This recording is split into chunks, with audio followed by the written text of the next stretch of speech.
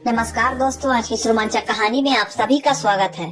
निधि और sub inspector Varun रिश्ते में भाई बहन लगते थे। इसके बावजूद उन्होंने संबंध बना लिए। वरुण का निधि के घर बहुत ज्यादा आना जाना था। वरुण की नौकरी लखनऊ में थी।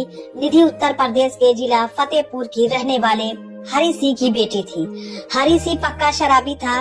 अपनी कमाई का ज्यादा हिस्सा वह शराब में उड़ा देता था।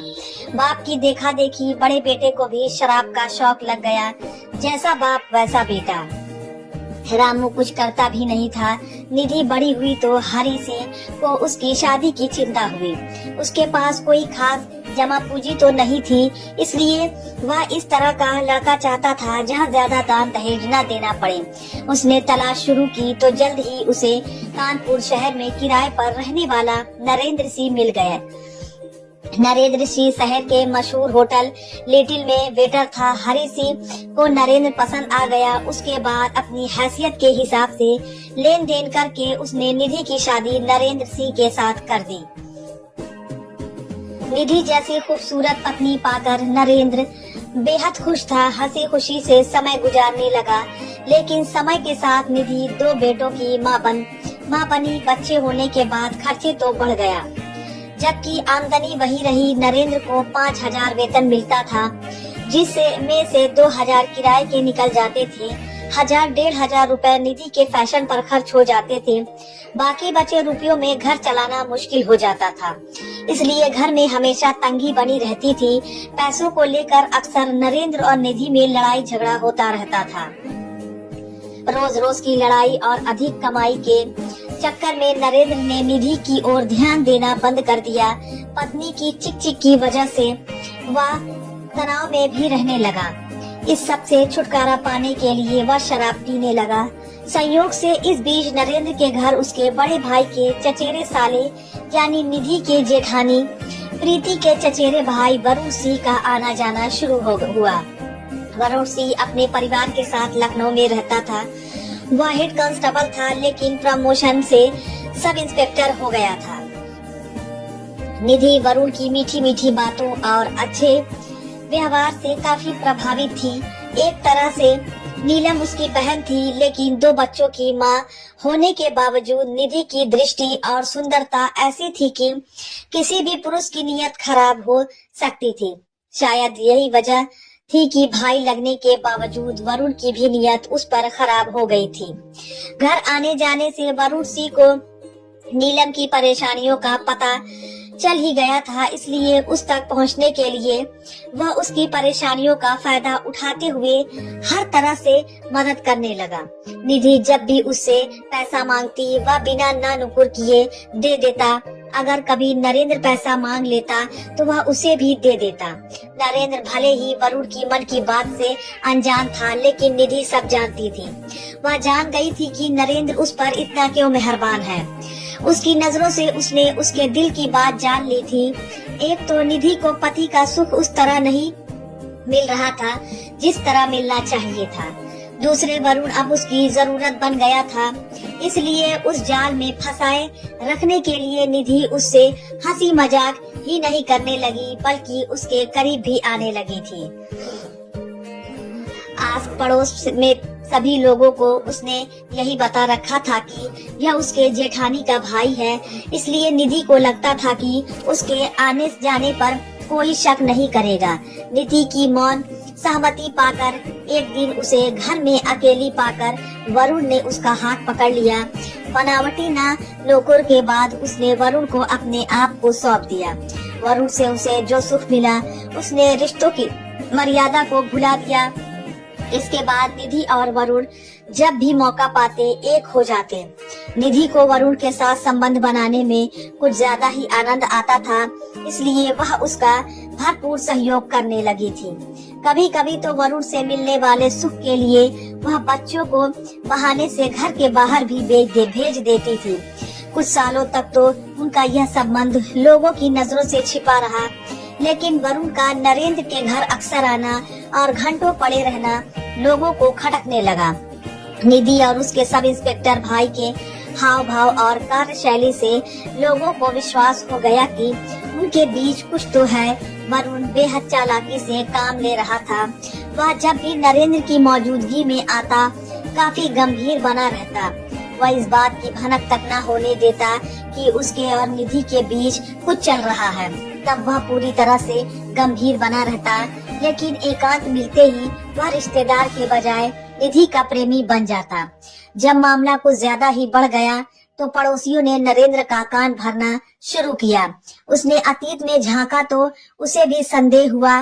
फिर एक दिन वरुण घर आया तो नरेंद्र होटल जाने की बात कहकर घर से निकला जरूर, लेकिन आधे घंटे बाद ही वापस आ गया। उसने देखा कि दोनों बेटे बाहर खेल रहे हैं और कमरे के अंदर से सिटकिनी बंद है। उसने बेटे से पूछा, क्या बात है, कमरे का दरवाजा क्यों बंद है? तुम्हारी मम्मी कहाँ है? बेटे ने कहा, मम्मी और मामा कमरे में है, हम कब से उन्हें बुला रहे हैं, फिर भी दरवाजा खोल ही नहीं रहे हैं। नरेंद्र को संदेह तो था ही, अब विश्वास हो गया। वह निधि को आवाज देकर दरवाजा पीटने लगा। अचानक नरेंद्र की आवाज सुनकर दोनों घबरा गए। वह जल्दी से उठे और अपने कपड़े ठीक किए। इसके बाद निधि ने आकर दरवाजा खोला। निधि की हालत देखकर नरेंद्र सारा माजरा समझ गया। उसे कुछ कहे बगैर वह कमरे के अंदर आया तो देखा वरुण सोने का नाटक करके चारपाई पर लेटा था। नरेंद्र खून का घूंट पीकर रह गया। उस समय उसने न तो निधि से कुछ कहा और न ही वरुण से, लेकिन उसके हाव भाव से निधि समझ गई कि उनके मन में क्या चल रहा है। उसने अपने भयभीत चेहरे पर मुस्कान लाने की कोशिश तो बहुत की, लेकिन तनाव में होने की वजह से सफल नहीं हो पाई। नरेंद्र सोच ही रहा था कि वह क्या करे, तभी वरुण उठा और नरेंद्र को देखकर बोला, अरे तुम इतनी जल्दी कैसे आ गए? तबीयत तो ठीक है? नरेंद्र ने वरुण के चेहरे पर नजरें जमा कर दबे स्वर में कहा, तबीयत तो ठीक है, लेकिन दिमाग ठीक नहीं है। इतना कहकर ही नरेंद्र बाहर चला गया। उसने जिस तरह यह बात कही थी उसे सुनकर वरुण ने वहाँ रुकना उचित नहीं समझा और चुपचाप बाहर निकल गया। उसके जाते ही नरेंद्र वापस लौटा और निधि की चोटी पकड़कर बोला, इस उम्र में तुझे यह सब करते शर्म भी नहीं आई, वह भी उस आदमी के साथ जो तेरा भाई लगता है। निधि की चोरी पकड़ी गई थी, इसलिए वह कुछ बोल नहीं पाई। गुस्से में तप रहे नरेंद्र ने निधि को जमीन पर पटक दिया और लात घूंसों से पिटाई करने लगा। निधि चीखती चिल्लाती रही, लेकिन नरेंद्र ने उसे तभी छोड़ा जब वह उसे मारते मारते थक गया। इसके बाद नरेंद्र निधि पर नजर रखने लगा था। उसने बेटों से भी कह दिया था कि जब भी मामा घर आए वह उसे बताएं। जिस दिन नरेंद्र को पता चलता कि वरुण आया था, उस दिन निधि पर कहर बनकर टूटता था। अब वरुण और निधि काफी सावधानी बरतने लगे थे। वह तभी निधि से मिलने आता था जब उसे पता चलता था कि घर पर न बेटे हैं और न नरेंद्र। इसी बात की जानकारी के लिए वरुण ने निधि को एक मोबाइल फोन खरीद कर दे दिया था। इससे दोनों की रोजाना बातें होती ही रहती थी। इसी से मिलने का समय भी तय होता था। एक दिन नरेंद्र ने निधि को वरुण से बातचीत करते पकड़ लिया तो मोबाइल फोन छीनकर पटक दिया, लेकिन अगले ही दिन वरुण ने उसे दूसरा मोबाइल फोन खरीद कर दे दिया। काफी प्रयास के बाद भी नरेंद्र निधि और वरुण को अलग नहीं कर सकता, तो उसे वरुण के घर जाकर उसकी पत्नी लक्ष्मी से सारी बात बता दी। इसके बाद वरुण के घर कला शुरू हो गई। यह कला है इतनी ज्यादा बढ़ गई कि लक्ष्मी ने बच्चों के साथ आत्मदाह करने की धमकी दे डाली। पत्नी की धमकी से वरुण डर गया। उसने पत्नी से वादा किया कि अब वह निधि से संबंध तोड़ लेगा। उसने निधि से मिलना कम कर दिया तो इससे निधि नाराज हो गई।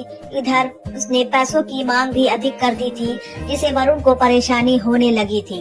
एक तरफ वरुण अपनी पत्नी और बच्चों को छोड़ नहीं सकता था, दूसरी ओर निधि से भी पीछा छोड़ना आसान नहीं रह गया था। वह बदनाम करने की धमकी देने लगी थी। उसकी धमकी और मांगों से तंग आकर वरुण ने निधि से पीछा छुड़ाने के लिए अपने साले के साथ मिलकर उसे खत्म करने की योजना बना डाली।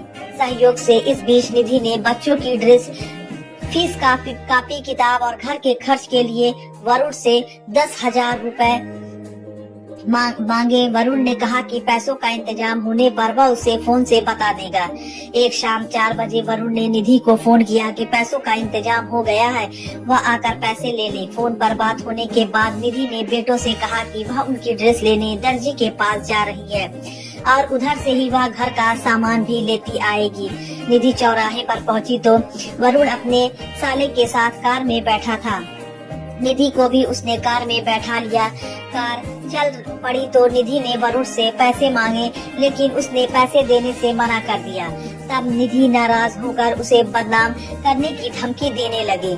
निधि की बातों से वरुण को भी गुस्सा आ गया। वह उससे छुटकारा तो पाना ही चाहता था, इसलिए पैरों के नीचे रखी लोहे की रॉड निकाली और निधि के सिर पर पूरी ताकत से दे मारा। इस एक ही बार में निधि लुढ़क गई। इसके बाद वरुण अपना काम करता रहा और उसका साला कार चलाता रहा। चलती कार में निधि की बेरहमी से हत्या करके वरुण और उसके साले ने देर रात उसकी लाश को हाईवे के किनारे फेंक दिया और खुद कार लेकर अपने घर चले गए। इस बात की सूचना पुलिस को मिलते ही थाना प्रभारी घटना स्थल पर पहुंच गए। अगले दिन नरेंद्र थाने पहुंचा और पुलिस को बताया कि निधि उसकी पत्नी है। पुलिस की पूछताछ में पता चला कि सब इंस्पेक्टर वरुण की निधि के साथ दोस्ती थी। पुलिस की जांच में वरुण ने अपना अपराध स्वीकार कर लिया तो थाना पुलिस ने हत्या का मुकदमा सब इंस्पेक्टर और उसके साले के खिलाफ दर्ज कर दिया। पूछताछ के बाद पुलिस ने अभियुक्त को कानपुर की अदालत में पेश किया, जहां से उसे जेल भेज दिया गया। दोस्तों, आज भी हमारे समाज में कुछ ऐसे लोग भी होते हैं जिससे हमें यह सीखने को मिलता है कि पैसे से सब कुछ नहीं खरीदा जा सकता, लेकिन पैसे के लालच में अपनी और अपनों की जिंदगी खराब हो सकती है। तो दोस्तों, यह थी हमारी आज की कहानी। अगर आपको पसंद आए तो लाइक कर दें और हमारे चैनल को भी सब्सक्राइब कर लें। मिलते हैं अगली वीडियो में, तब तक के लिए धन्यवाद।